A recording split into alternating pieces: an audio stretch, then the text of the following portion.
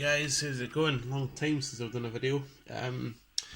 This is a video about a little bit of hardware I've just received after fixing my Commodore 64 as well.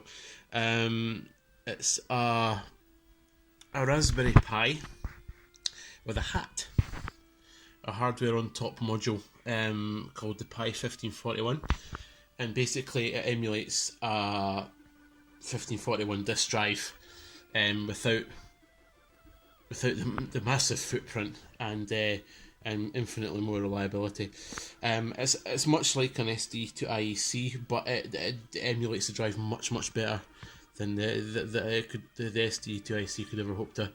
In the respect that you get a set of disk images now, not the D64 images, you get a set of G64 images, which are exact copies of original discs with copy protection intact, and it can load most of them. I've encountered a couple of games that haven't been able to load on this, but they are few and far between. So this is our demo by Triad called Upshift. If anybody's interested, just had that running just now, but I'll show you how this works. It's a bit more fiddly than an SD to IEC, but once you get the hang of it, it's actually quite intuitive. So at the back here, I've got a fast load cartridge as well, so that speeds things up a bit as well. So what we'll do is I'll load a game up and show you how that goes. So if we just hit reset, so it's back to that. So on the unit there is a little display, and you've got a set of buttons here. Now this is a case that I had, which was initially made for a little small display, so I've butchered it slightly so I can plug the cable in for the serial port. So all the buttons here, you've got this one here, there we go, that one's select, that's up and down to select on the menu. This one, I don't remember what it does, but this one resets, this selects the disk images once you have decided what you're going to load. So we'll go into games and select there, and then we've got a bunch of games here. Now what I've done as well, any multi-disc games, this is the other thing as well, this handles multi-disc games a bit better than the SD to IC as well. So we'll skip past those just now, I'll show you that in a bit. So we skip past the multi-disc games, and we'll see what we've got. APB, Arkanoid, down there, some will load relatively quickly. I'm looking through the screen, I can't quite see what's we've got here. Carry whatever, so I'll do. So what you do for a single disc one, you highlight the disc you want, and this button here will select it.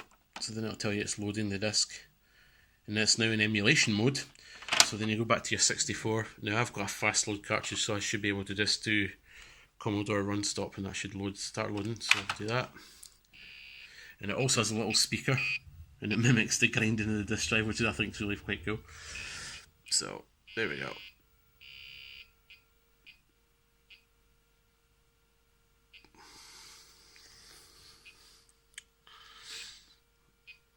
This is one of these weird elite loaders.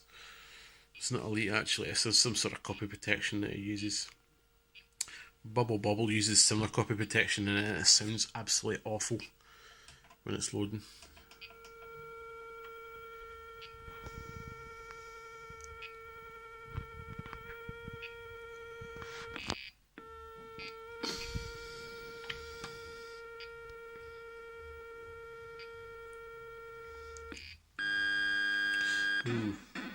There we go.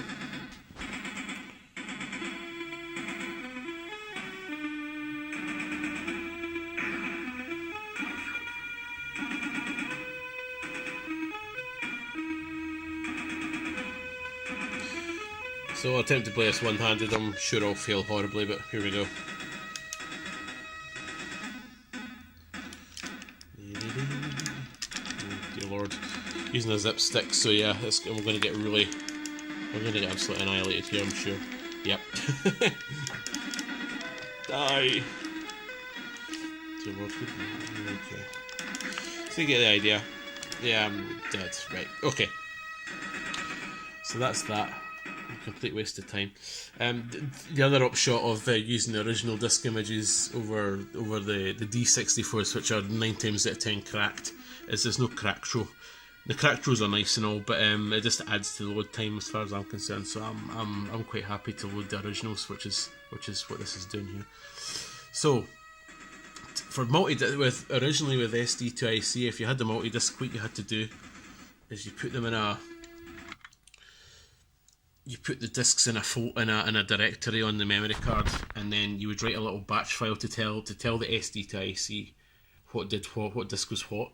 With this, you don't have to do that. All you have to do is, as you saw earlier, I was selecting the discs, and what you do is you can select multiple. You can just keep selecting discs as you go, and then you can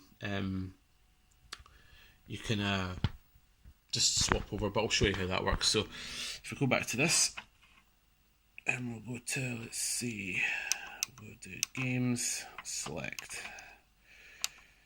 I'm going to press the wrong button. So that's what that does. That takes you back. So whatever. Let's see. Oh, I know that creatures for a fact because I know that it will select this too before it even loads the game entirely. So select that, and there you go. There's 2 discs. So you go to the first one, and then the button over here. You select that, and it tells you that's 0. Then you move down, and you hit select again. Then that's disc 1. So that's now selected both discs. Then you hit this button on the end here to go into emulation mode again, and then it loads the first one, then it's loading the second one, and that's it ready to go. So back to here, and if it goes,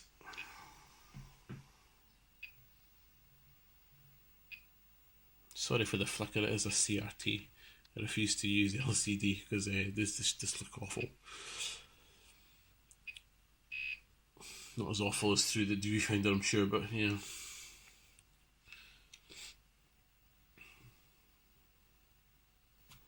Can't definitely move it.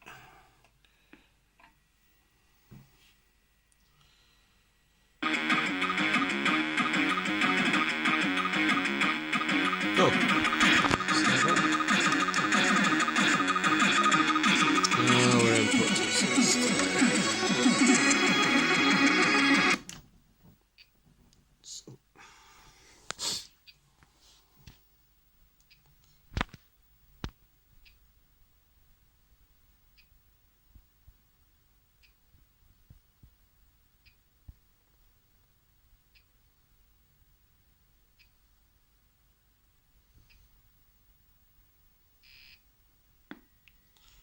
So, it's now saying insert side B and press fire to start. So what you do is you go down to this here.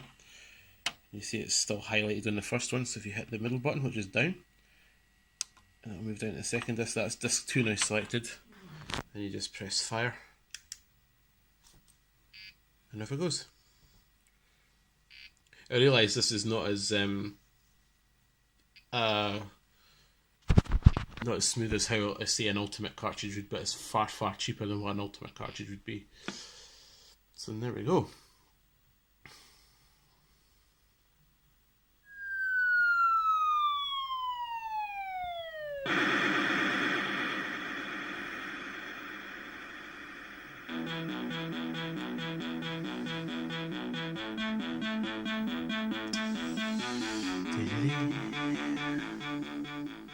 So that's it pretty much. So this will be, I'm doing revival, and there's a revival show in November down in Wolverhampton, so I'll be there with this setup. Hopefully nobody vandalises it.